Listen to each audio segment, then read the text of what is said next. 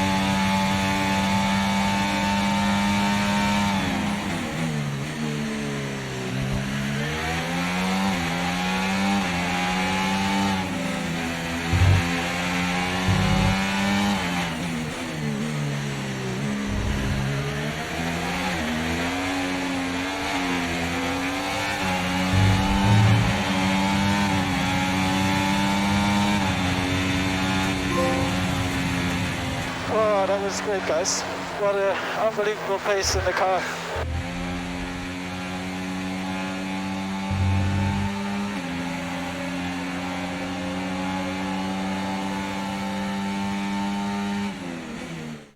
It's another victory and a champion's performance from Max Verstappen.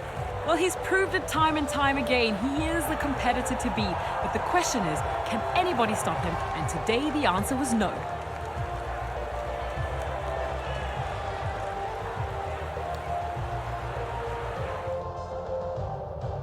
The drivers are en route to the podium as we speak. What a fantastic win for the Red Bull team. They performed exceptionally today, keeping us firmly on the edge of our seats throughout the entirety of the race. Congratulations to everybody at the team.